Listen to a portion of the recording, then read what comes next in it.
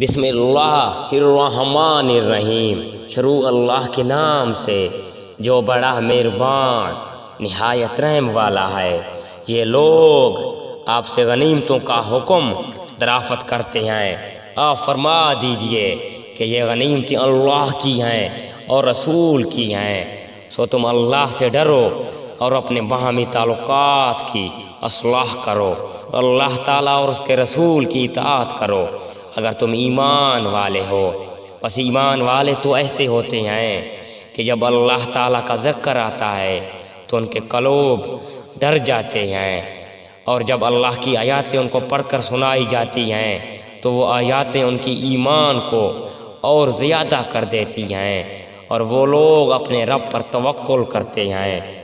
جو کہ نماز کی پابندی کرتے ہیں، اور ہم نے ان کو جو کچھ دیا ہے وہ اس میں سے خرچ کرتے ہیں۔ سچی ایمان والے یہ لوگ ہیں، ان کے لیے بڑے درجے ہیں ان کے رب کے پاس، اور مغفرت اور عزت کی روزی ہے،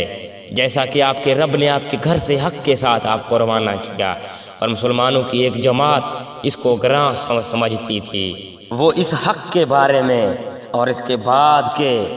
اس ظہور ہو گیا تھا آپ سے اس طرح جھگڑ رہے تھے کہ گویا کوئی ان کو موت کی طرف ہانکے لیے جاتے ہیں، اور وہ دیکھ رہے ہیں، اور تم لوگ اس وقت کو یاد کرو جب کہ اللہ تم سے ان دو جماعتوں میں سے ایک کا وعدہ کرتا تھا کہ وہ تمہارے ہاتھ آ جائے، اور تم اس تمنے میں تھے کہ غیر مسلح جماعت تمہارے ہاتھ آ جائے، اور اللہ تعالیٰ کو یہ منظور تھا کہ اپنے احکام سے حق کا حق ہونا ثابت کر دے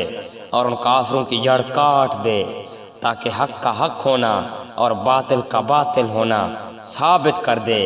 وہ یہ مجرم لوگ ناپسند ہی کریں۔ اس وقت کو یاد کرو جب کہ تم اپنے رب سے فرما رہے تھے کہ پھر اللہ تعالیٰ نے تمہاری سن لی کہ میں تم کو 1000 فرشتوں سے مدد دوں گا جو لگاتار چلے آئیں گے، اور اللہ تعالیٰ نے یہ امداد محض اس لیے کی کہ بشارت ہو اور تاکہ تمہارے دلوں کو قرار ہو جائے، اور مدد صرف اللہ ہی کی طرف سے ہے جو کہ زبردست حکمت والا ہے۔ اس وقت کو یاد کرو جب کہ اللہ تم کو اونگ طاری کر رہا تھا اپنی طرف سے چین دینے کے لیے، اور تم پر آسمان سے پانی برسا رہا تھا، اور کہ اس پانی کے ذریعے سے تم کو پاک کر دے اور شیطان وسوسوں کو دفع کر دے اور تمہارے دلوں کو مضبوط کر دے، تمہارے پاؤں جما دے۔